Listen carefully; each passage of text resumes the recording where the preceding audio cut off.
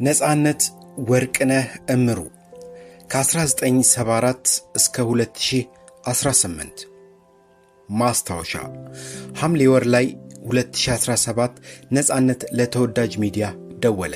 እዝራ ታሪካችን እኮ መሰነድ አለበት፣ እኔም መረጃ ልካለሁ በማለት ነበር ነጻነት ለስነዳ ስራው አዎንታዊ እሳቤውን የገለጸው።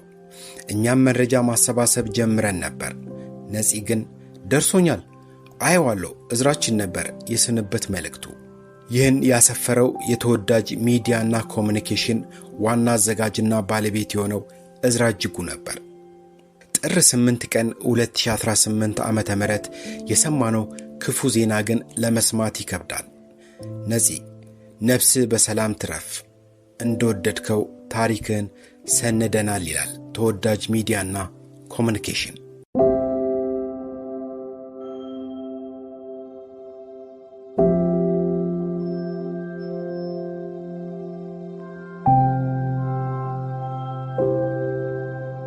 ተወዳጅ ሚዲያና ኮሙኒኬሽን መዝገበ አእምሮ ወይም የአማርኛ ኢንሳይክሎፒዲያ ፕሮጀክቱ ለአገር የሰሩ ሰዎችን ታሪክ እየሰነደ እንደሆነ ይታወቃል። ይህ ታሪክ በዲጂታል ሚዲያዎች፣ በመጽሐፍ፣ በድምፅ ትረካና በሌሎችም መንገዶች እየቀረበ እንደሆነ ይታወቃል። በተለይ ጉግል ላይ ታሪካቸው ሲፈለግ የማይገኙ ሰዎችን አሁን የሙያው አበርክቷቸው በቀላሉ ኢንተርኔት ላይ በግልጽ ተቀምጦ ይገኛል።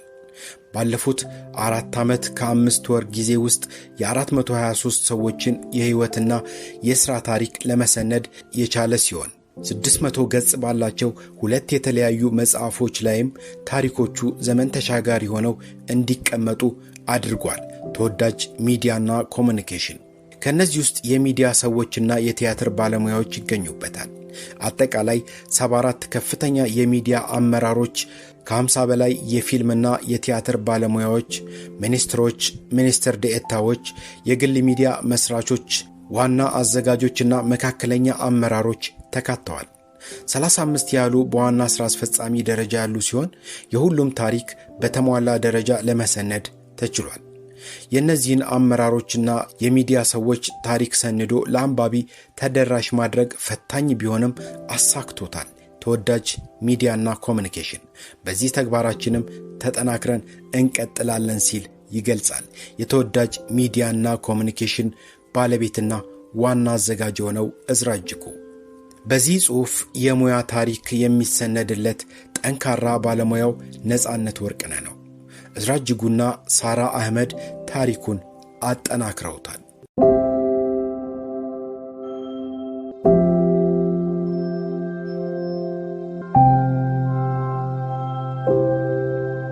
ትውልድና ልጅነት የኪነ ጥበብ ባለሙያው ነጻነት ወርቅነህ እምሩ የካቲት 10 ቀን 1974 ዓ.ም ከአባቱ ከአቶ ወርቅነህ እምሩና ከእናቱ ከወይዘሮ ምናለሸዋ ይፍሩ በአዲስ አበባ ከተማ በፖሊስ ሆስፒታል ተወለደ።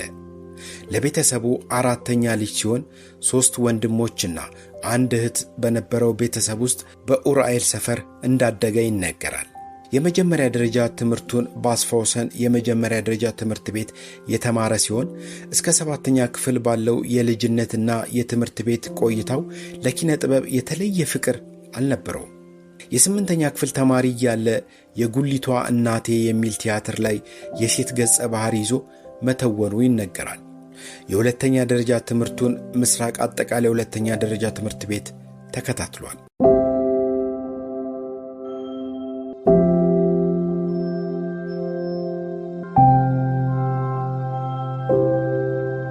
ወደ ኪነ ጥበብ ዓለም የገባበት አጋጣሚ የ16 ዓመት ልጅ ሳለ ከኡራኤል መርካቶ ድረስ በእግሩ እየተመላለሰ ዩኒቲ የቲያትር ክበብን እንደተቀላቀለ ቲያትር መስራት መጀመሩ ይነገራል።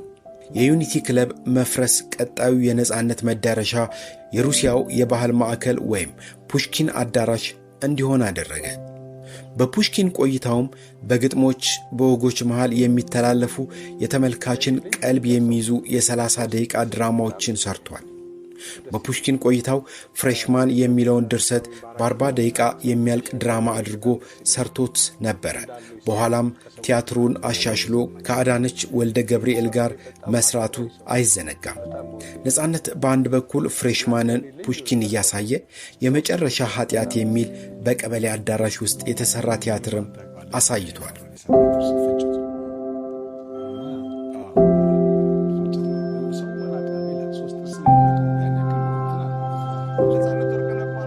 በፑሽኪን በነበረው ቆይታ ላይ አብሮት ከሰሩ ተዋናዮች መካከል ኢሳያስ አስራት ስለ ነጻነት የትወና አቅም ይህንን ብሏል።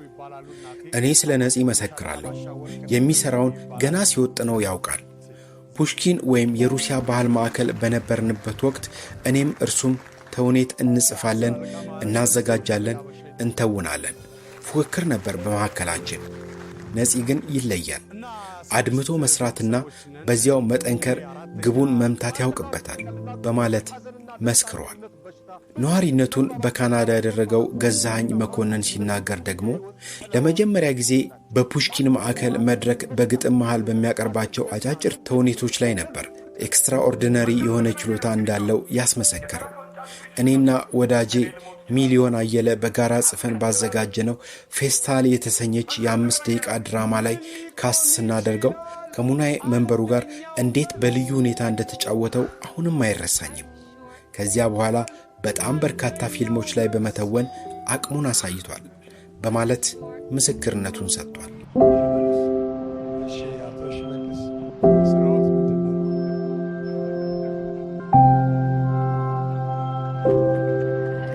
የነጻነት ኪነ ጥበባዊ አበርክቶች በቲያትር ዘርፍ ነጻነት ወርቅነህ በይቅርታ ምሽት በማዘጋጃ ቲያትር ቤት ለመጀመሪያ ጊዜ በቲያትር ቤት ደረጃ የሰራው ስራ ሲሆን በመቀጠልም በብሔራዊ ቲያትር ካብ ለካብ የሚባል ቲያትር ላይ የትወና ብቃቱን አሳይቷል። የዳዊት እንዚራ፣ ፍሬሽማን፣ የጓሮ ጌታ፣ የብሩክታዊት ጾታ የተባሉ ቲያትሮች የሰራ ሲሆን ፍሬሽማን የራሱ ድርሰትና በሕዝብ ዘንድም ከፍተኛ ተቀባይነትን ያገኘበት ስራው ነው።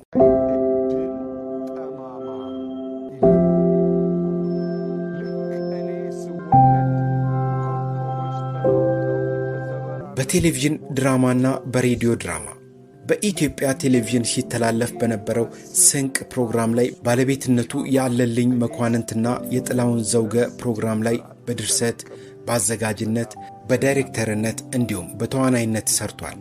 ጥላውን ዘውገ ስለ ነጻነት ሲመሰክር ነጻነት ከትወና ባሻገር የማዘጋጀት ችሎታም ስለነበረው ድራማዎችን እንዲያዘጋጅ እድልን ሰጠው ነበረም ብሏል። በአዲስ አበባ ከተማ መስተዳደር ቴሌቪዥን በሚተላለፈው መስኮት በተሰኘው የ5 ደቂቃ ድራማዎች ላይ በበርካታ ድርሰቶች ላይ የነጻነት አሻራዎችን ማግኘት ይቻላል። በሬዲዮ ድራማዎች ላይ በድርሰት በኢትዮጵያ ሬዲዮ እንዲሁም በኤፍኤም 97.1 ተሳትፏል።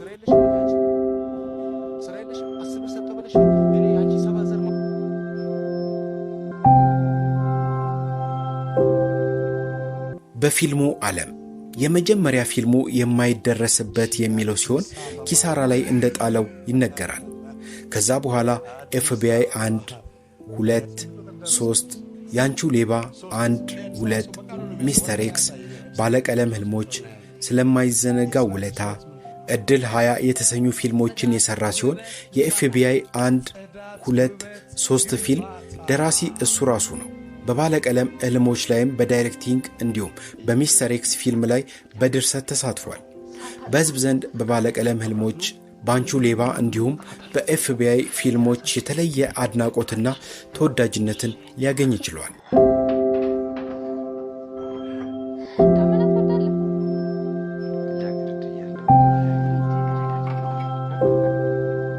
ሌሎች ስራዎች ነጻነት ደራሲ፣ ተዋናይ፣ ዳይሬክተር ብቻ አልነበረም፣ ጎበዝ የቴሌቪዥን ፕሮግራም አቅራቢም ጭምር እንጂ። በተለይ በኢቢኤስ ቴሌቪዥን በሚተላለፈው የቤተሰብ ጨዋታ በየፕሮግራሙ አዳዲስ ቃና እየጨመረ ለዓመታት ፕሮግራሙ በህዝብ ልብ ውስጥ እንደተወደደ እንዲሁም ሳይሰለች እንዲታይ አስችሎታል። ከቴሌቪዥን ፕሮግራም አቅራቢነት በተጨማሪ የተለያዩ ማስታወቂያዎችን እንዲሁም መድረኮች መልእክታቸውን ሳያጡ በሳቅ እንዲታጀቡ አድርጎ ማቅረብም ላይም የሚደርስበት የለም። በአጠቃላይ ነጻነት የዘርፈ ብዙ ሙያ ባለቤት ነበር ማለት ያስችላል።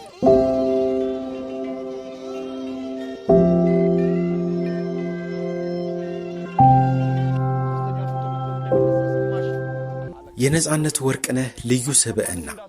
ነጻነት ወርቅነህ ሌሎች ሲደሰቱ ከማንም በላይ ይደሰታል። በበርካታ ችግሮች ቢያልፍም ሳቅ ከምንም በላይ መድኃኒት ነው በሚለው አስተሳሰቡ ለዓመታት ዘልቋል። አብሮት ለሚሰሩ የኪነ ጥበብ ባለሙያዎች ልዩ ክብር ያለው ነጻነት ለሰዎች በመድረስ የሚያምን በሰዎች የደስታና የሐዘን ጊዜም ቀድሞ የሚገኝ መሆኑን የቅርቦቹ ይመሰክራሉ።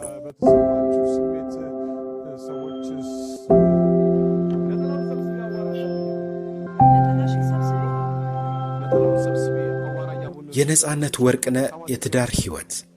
ነጻነት ወርቅነህ ከንጹህ ዘር በላይ ጋር ትዳር የመሰረተ ሲሆን የ3 ልጆች አባትም ነው። ልጆቹም የ18 የ15 እና የ9 ዓመት ዕድሜ ሲኖራቸው የመጀመሪያ ልጁ ኦራገን ስቴት ዩኒቨርሲቲ ነጻ የትምህርት ዕድል አግኝቶ እየተማረ ይገኛል። ሁለተኛ ልጁ የሁለተኛ ደረጃ ትምህርት መከታተል እንደጀመረች እንዲሁም የመጨረሻዋ ለፒያኖ ፍቅር እንዳላት ከወራት በፊት ገልጾ ነበር። ነጻነት ወርቅነህ አርብ ጥር 8 ቀን 2018 ዓመተ ምህረት 44 ዓመቱን ሊይዝ 30 ቀናት ሲቀረው ከዚህ ዓለም ድካም አርፏል። ነፍስ ይሄር ነጺ